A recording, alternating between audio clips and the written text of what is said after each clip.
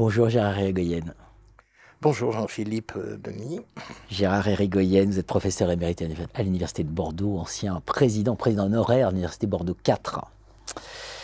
Gouvernance de l'entreprise familiale entre rationalité et émotion, avec émotion, le S entre parenthèses. Entre parenthèses. Bon, ceux qui vous connaissent savent que vous êtes la référence sur l'entreprise familiale. Voilà, c'est pas commettre un crime de le dire. Vous êtes la référence sur le sujet. Et je vais vous poser brutalement la question, Gérard Irigoyen. C'est une révolution d'intégrer l'émotion dans la gouvernance. La gouvernance, telle qu'on la pense, normalement, c'est le contrat, c'est la discipline, c'est les conflits d'intérêts, c'est etc. potentiels.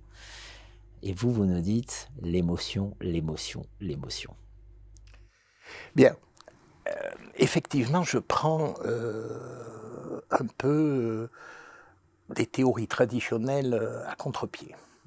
Mais il faut avancer. Et j'ai toujours considéré que lorsque on était resté trop longtemps dans le même paradigme, on tournait en rond. Il finit par moisir. On finit par moisir, et donc il ne faut pas hésiter à aller vers la rupture paradigmatique et regarder la réalité. C'est-à-dire, c'est la force un peu des gestionnaires, finalement. On se nourrit aussi de nos observations, de la pratique des affaires, voire de nos conseils, pour enrichir la théorie.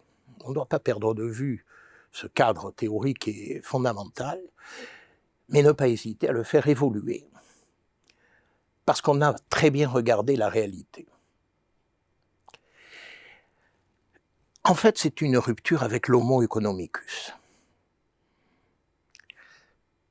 J'ai été bercé par l'homo economicus, j'ai vécu avec l'homo economicus. Entre rationalité et émotion, donc c'est une rupture, vous ne rompez pas totalement les liens quand même. Non, jamais. Gardez la rationalité. Jamais, parce que il faut aussi garder la rationalité. Bien sûr.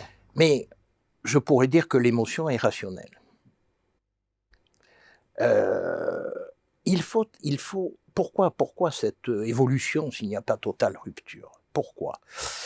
Parce que on développe une approche fondée sur les comportements. Et les comportements humains ne sont pas totalement rationnels. Bien évidemment. Et justement, parfois, c'est l'irrationalité qui permet d'avancer. Je le dis, ne serait-ce qu'au niveau de certaines décisions stratégiques.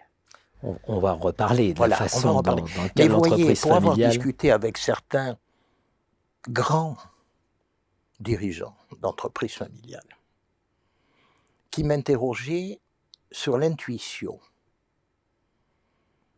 L'intuition n'est pas forcément rationnelle, mais elle est largement émotionnelle.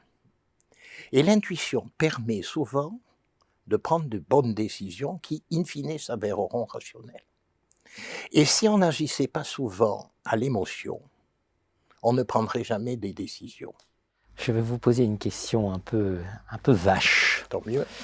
Finalement, nos dirigeants politiques aujourd'hui, quand on voit la crise politique que l'on connaît, le retour des protectionnismes aussi, est-ce que c'est pas d'abord une faillite de compétence à comprendre ça, à comprendre cette place des émotions et non pas seulement du calcul et de la peur? Je pense effectivement qu'on ne peut pas se contenter d'être un dirigeant. Quel que soit le type d'organisation que l'on dirige, l'État est une forme d'organisation. Il faut intégrer les émotions. Et on doit être un leader. Et je dirais, pour reprendre l'expression de Goleman, un leader émotionnel. Un leader émotionnel. Quel plus beau lieu pour l'étudier que l'entreprise familiale. Nous allons creuser tout cela ensemble. Merci Gérard Irigoyen. Gouvernance de l'entreprise familiale entre rationalité et émotion, avec le S d'émotion. Entre parenthèses, édition EMS. Merci à vous.